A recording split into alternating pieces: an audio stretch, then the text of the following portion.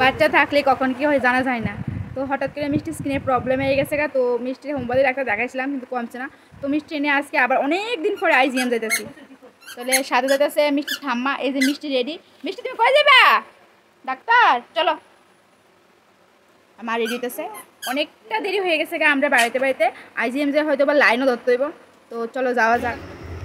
তো বিএম গিয়ে পৌঁছে গেলাম গা। তারপরে আমরা মোবাইলের সাহায্যে আভা যে একটা অ্যাপসে, ওই অ্যাপসটার দ্বারা আর কি টিকিট কেটে নিয়েছি। তার লেগে আমরা একদমই দেরি হয়েছে না, IC4 আমরা টিকিট ফাইলাইছি।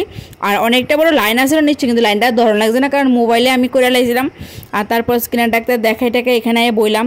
তো এই জায়গাটা দেখে না অনেক কিছু মনে পড়তেছে। মিষ্টি যখন পেটে আসলাম, আমি প্রেগনেন্ট আসলাম, তখন এই সিটে বসে থাকতাম, মানে লাইন অনেক কিছু মনে পড়তেছে। তো মিষ্টির স্লিপটা দেখালাম, তোমরা একটু ডাক্তার দেখাইছি। তো মিষ্টি নিয়ে এবার বাইরে বেরোলাম।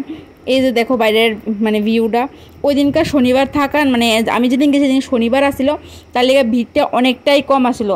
আর বিএম না প্রত্যেক সেকেন্ড আর ফোর্থ শুক্রবার বন্ধ থাকে, বাকি সব দিন থাকে। আর রবিবারতে এমনি বন্ধ থাকে। অনেকে শনিবার বদ্ধ মনে করে আয় না। আমি প্রথম সেটা ভাবছিলাম, একদিন তো শুক্রবারে গিয়ে ঘুরে গেছিলাম। তো টাটা বিএম, অনেকদিন পর দেখা হইলো বিএমে, মানে আইলাম। তো এবার বাড়ির জন্য পালা।